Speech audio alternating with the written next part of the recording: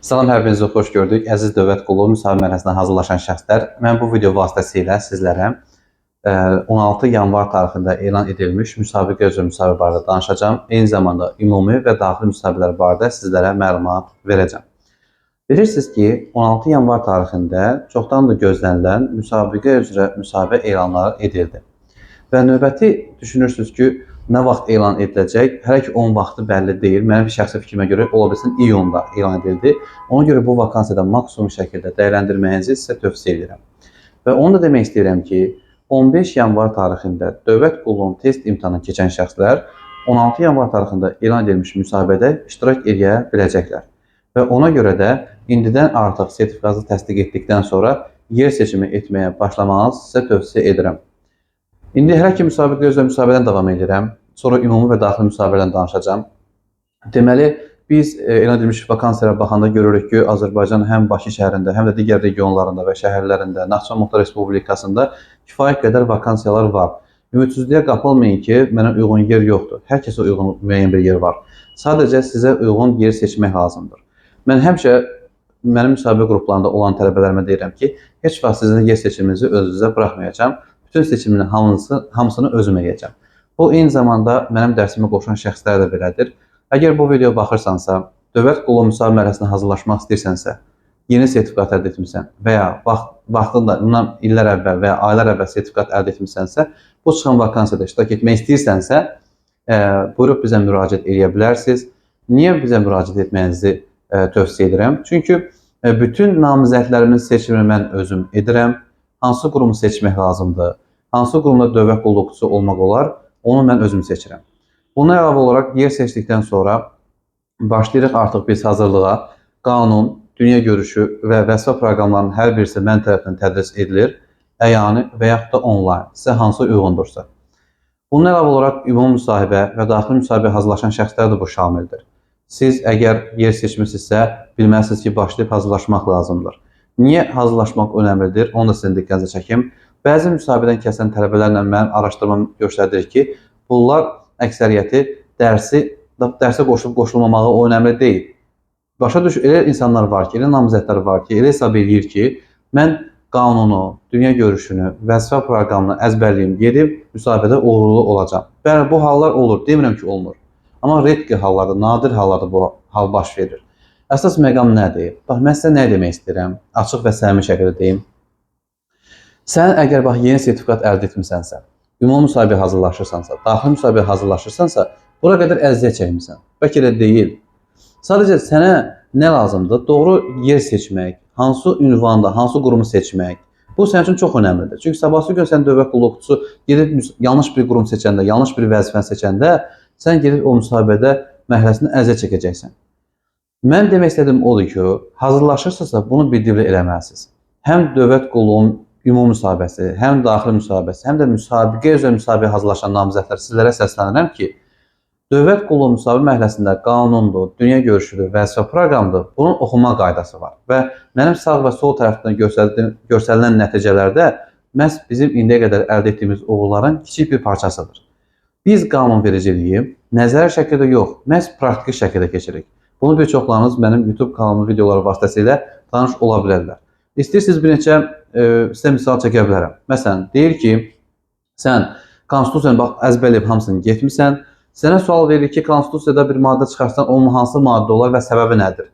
Və yaxud da ki, konstitusiyaya bir maddə əlavə etsən, o hansı maddə ola bilər və səbəbi nədir? Sən bu suala hazırsanmı? Sənə sual verir.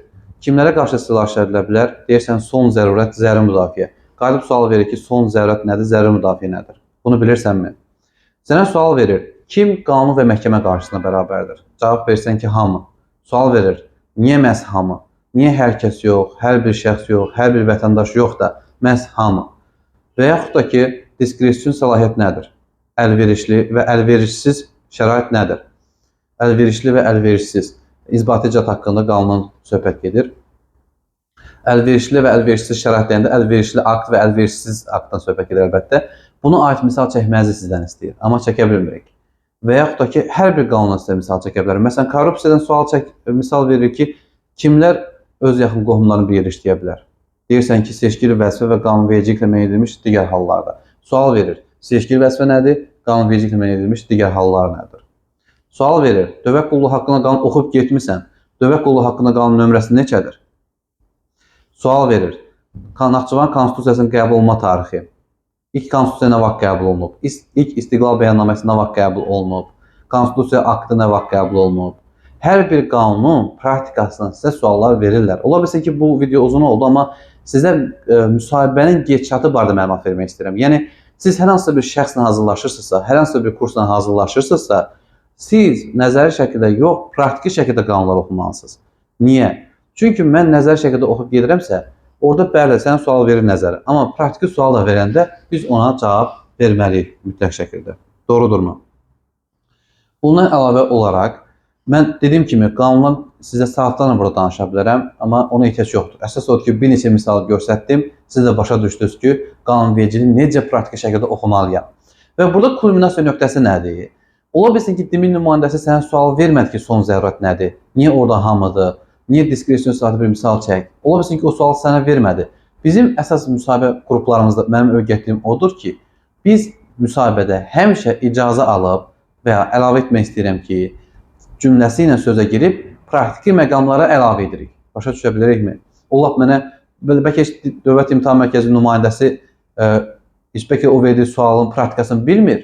Amma mən icazə alıb onun praktiki məqamı deyəndə, əlbəttə ki, bu çox xoş qarşılanır.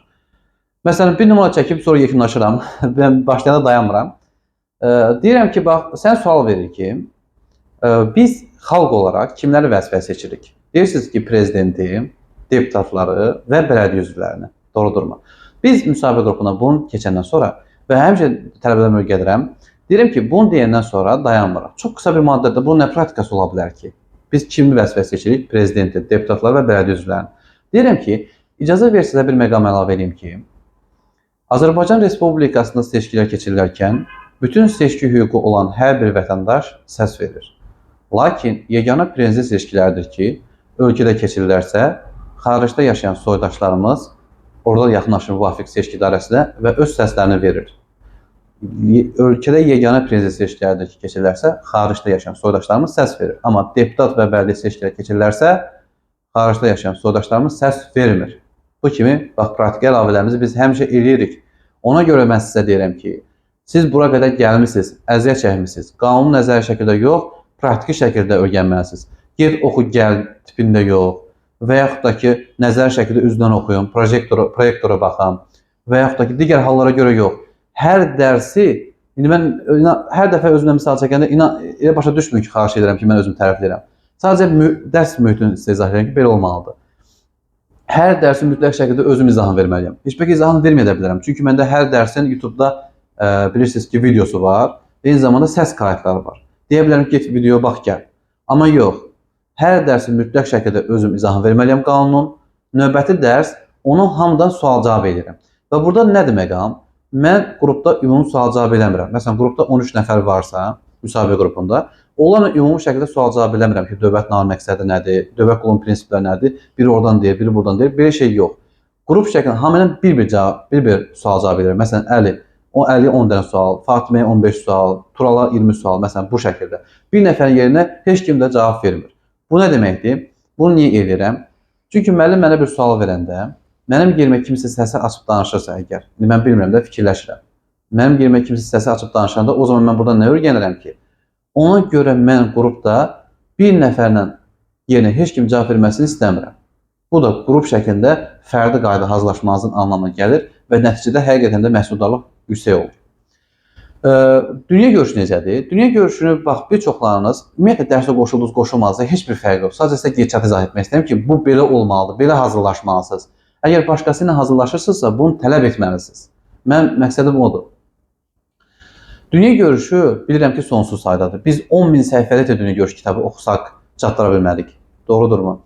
10.000 səhifə, 20.000 səhifəlik dünya görüşü də oxusaq biz deyə bilmərik ki, dünya görüşünü bilirik. Bəlkə də deyil. Ona görə də dünya görüşünü həqiqətən özünüzü çox yormanızı istəmirəm. Dünya görüşü sadəcə məndə 70 səhifəlik bir kitab var. Bax, mənim kitabımda, mənim müəllifim mənəm. 70 səhifəlik dünya görüşü kitabıdır. Sizi inandırım ki, qəbul olan bütün namizədlərin başqa heç bir kitabdan bir cümlə belə oxumayıb, ancaq o kitabdan oxuyublar və qəbul olublar. Və lap bir ən pis halda qəbul olmasa belə, məsələn, tutam ki, qəbul olmur da bu. Amma dünya görüşünə verilən sualların əksəriyyəti, məsələn, 10 dənə sualın 7-sinə cavab verə bilir və ya 8-ə cavab verə bilir. Çünki budur müsahibə.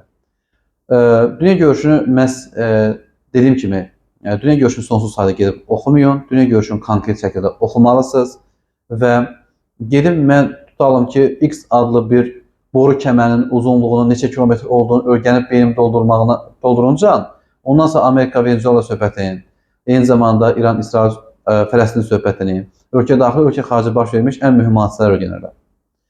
Gəldim çatdım vəzifə proqramına. Vəzifə proqramı müraciət etdiyiniz qurumdan asılı olaraq dəyişir. Hamı da vəzifə proqramı eyni deyil. Məsələn, Elm və Təhsil Nazirliyinə, Maliyyə Nazirliyinə, Turizm Agentliyinə, Qida Təhlükəsizliyi Agentliyinə və istər bir quruma müraciət etmisiniz, sizin vəzifə proqramınızda təxminən olacaq 20, 18, 17 qanun. Bu qanunları biz üst-üstə qoysaq, təxminən eləyər bir minimum 350 səhifə, 400 səhifədə, düzdürmü? Bunun hamısını oxumağa ehtiyac yoxdur. Mən necə edirəm dərsdə, ondan sizə misal gətirirəm. Yenə deyirəm, özümü tərifləmək kimi demirəm, dərsdən misal gətirirəm. Məsələn, tutalım ki, bu adam Elm və Təhsil Nazirliyinə hazırlaşır. Mən Elm və Təhsil Nazirliyinin vəzifə proqramını hazırlayıram. Orada olan 20 dənə qanun, kim tərtib eləsə, bəlkə 400 səhifəyə çıxır. Amma mən o 20 dənə qanunun hansı hissəsindən müsabiqədə sual verilirsə, 10 əlavə edirəm. Məsələn, məktəbəqədər təhsil haqqında qanun, bilirəm ki, 3, 7, 13, 14, məsələn deyirəm. Elm haqqında qanun 4, 7, 11, 14, nə bilim, 22-ci maddən sual verilir. Və beləliklə, hər vəzifə proqramı hansı maddəsindən sual verilir və ya hansı maddəsindən sual verilmə ehtimalı varsa, onları mən əlavə edirəm. Əsasən də bu məhkəməyə hazırlaşan şəxslər üçündür. Siz gedib orada olan məcəllərin hamısını oxusaq 1300 səhifə, 1400 səhifə eləyər. Amma biz hansı maddə vacibdirsə, hansı maddə müsabiqədə sual verilirsə və ya sual vermə ehtimalı varsa, məhz onun üzərinə davam edirik. Siz bu şəkildə hazırlaşmalısınız. Yoxsa get vəzifə proqramını oxu gəl, izahı olmadan, üzünə baxım, tələbəyə deyim, bu doğru hal deyil. Vəzifə proqramını bax bu şəkildə, konspekt şəklində öyrənməlisiniz. Bu birinci haldır. İkinci, vəzifə proqramını nəzəri şəkildə yox, qanundakı kimi praktiki şəkildə öyrənməlisiniz. Başa düşürsünüz? Məsələn, statistika komitəsinə hazırlaşıramsa, statistika komitəsində olan qanunları oxudum və dayanmayın. Statistika komitəsində müsahibədə verilən praktiki sualları mən araşdırmalıyam. Məsələn, tutalım ki, sual verəcək ki, 2017-ci ildə Azərbaycan gələn turistlərin sayı. Statistik məlumat da 2010-cu ildə Azərbaycanın adam başına düşən filan şey nə qədərdir? Və yaxud da ki, digər hallar. Başa düşə bilirsinizmi? Məsələn, Gənclər və İdman Nazirliyinə hazırlaşırsan, hər bir qurumun özünün praktikası sualı var da, mən sadəcə Gənclər və İdman Nazirliyinə misal göstərirəm. Sual verir ki, 2004-cü ildə Azərbaycan X adlı olimpiyadada təmsil edən şəxs kim idi? Başa düşürsünüz?